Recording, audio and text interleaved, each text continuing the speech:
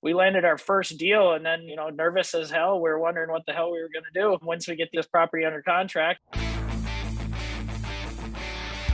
Hey guys, Sean Bloomquist, Pine Financial Group. We work together so you succeed. If you're watching this on YouTube, make sure you subscribe, hit the notification bell so you get up-to-date content each Friday when we release these videos.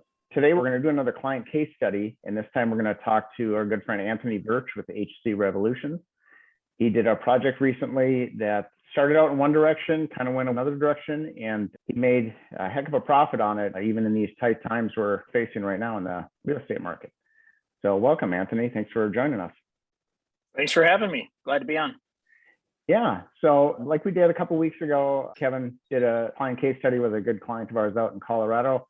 And we're going to continue to do these with clients here in both markets, Colorado, Minnesota, maybe Wisconsin, if we have some there that are willing to jump on this channel with us. But what we're doing is showing people that, even in the high market we're in right now, you can still find deals that are ridiculously good deals if you strategically work with them, maybe not the conventional way. Maybe you kind of do a little bit something different, come up with some new ways of finding deals, things like that. So we want to keep talking to clients that are helping out new clients and new investors and show them how things can be done. So Anthony's with HC Revolutions, a company here in Minnesota. Been working together for, I don't know how long has it been since you and I did that first deal together.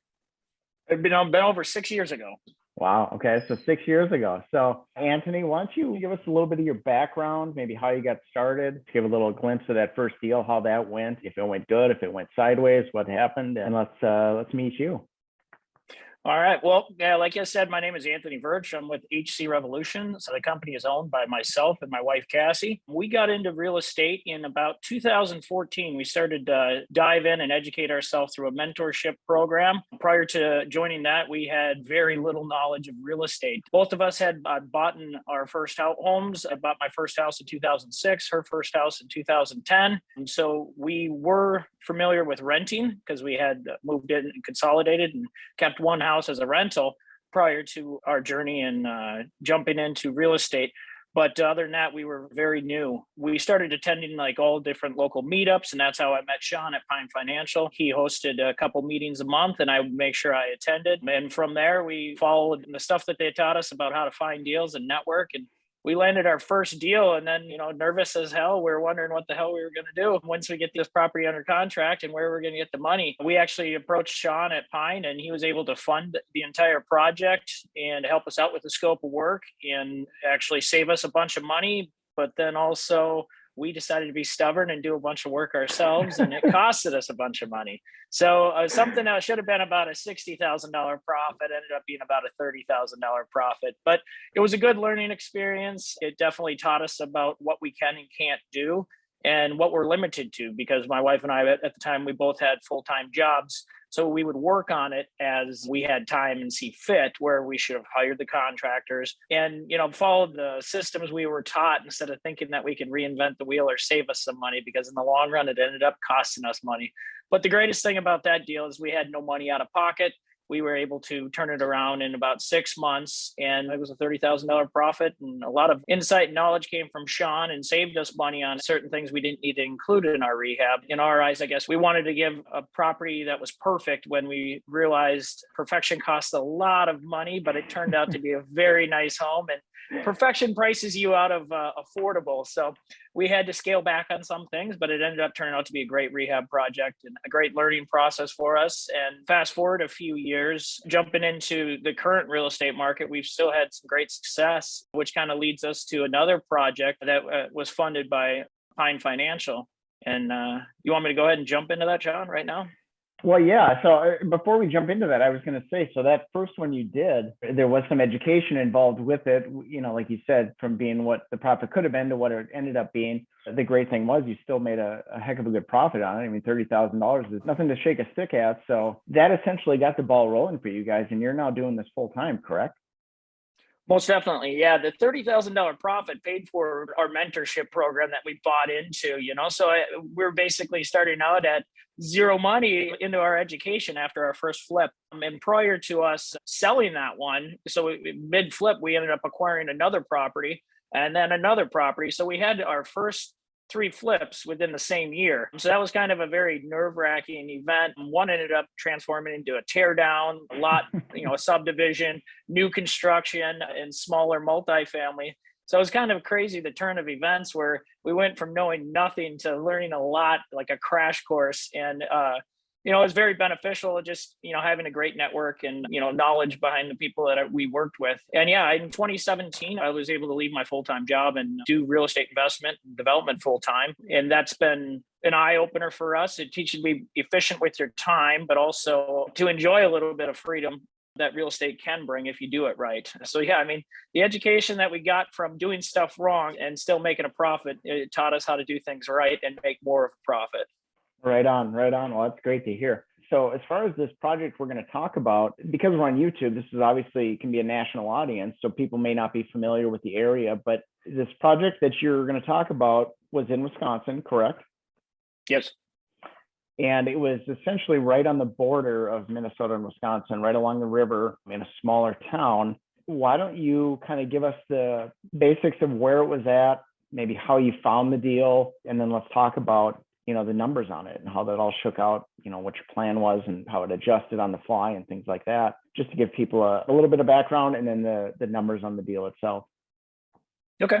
Yeah, this property ended up being in Hager City, Wisconsin. So for people that don't know where that's at, it is a smaller town. It's just outside of Red Wing, Minnesota. It's actually on the Wisconsin, Mississippi channel side. So it was on the river. So I know that's a tourist destination. We actually have another property on the Mississippi in the Minnesota side up in Inver Grove Heights. And that was actually a flip that turned into a short-term rental, which ended up being a huge blessing in disguise, taught us all sorts of stuff. We now know about short-term rentals, and we kind of redirected our business towards short-term rentals rather than flipping a ton of properties these days now. So knowing what the potential was, and what the close proximity of being to Red Wing, the Mississippi River, we knew that we could end up turning this property into a short-term rental, and that was our initial plan. The property was brought to me. I wish I could tell you that there was some secret formula I have for finding these properties, but realistically, the property was brought to me by a friend of mine who's a realtor in both Wisconsin and Minnesota. He's also a business partner. So when he brought me this property, he's like, hey, you should check out this property. And here it was listed on the MLS. So it's listed on the MLS for $189,000. It was 2.3 acres with a house that was built in 2001. And it was, tax record showed it was a 3-bedroom, 2-bath, 1,800 square foot house. I drove to the property. It was at a dead end street, but it was a beautiful area, 2.3 acres, and 1.3 acres of that was solid woods. And the other one was river bluff and the yard. So it ended up being a great location, great property. And knowing that it was built in 2001 kind of made me have a good sense of this property being in good condition or decent enough condition that, it's not like an old 1900s house that I'm buying up in Minneapolis with foundational issues. So this property was listed, but you could not disturb the occupants. It was going up for auction on Xome, the xome.com. So we were watching it. We tried to put an offer in when it was listed on the MLS, but it was just basically on the MLS for advertising. So it was out there for everybody to see if they knew what this property was worth. And since that caught the eye of one of my business partner, he showed it to me, and I says, man, I think if we can get this thing for under 200,000, we should try. So it was listed in September 23rd last year. And then it went to auction, and the sale date was October 6th. And I wasn't paying attention. Thankfully, my friend was. He's like, hey, he calls me up. He's like, hey, you know that property I showed you in Hager City? I'm like, yeah. And he's like, well, I got it. And I'm like, you got it? Like, how? Like, what'd you do? And he's like, oh, no, the auction was today. I'm like, I totally spaced. I forgot it. He's like, well, I put a calendar in there. So he actually bid on the property for me on my behalf because he's also an agent and I have him represent me. And I told him I would go up to 200,000, but I forgot about it. So that's kind of just letting the system work that, good thing he remembered it. So yeah, he bid on it and he actually bid it up to 144,500. And at that point, he called me up. He's like, we got it. I mean, we could still get out of it if it was something I wasn't interested in. I'm like, well, we should probably meet up for lunch. So went out for lunch and had a beer, and we signed all the documents and put it in my entity. And we were set to close about 2.5 weeks later. So they wanted to close October 27th.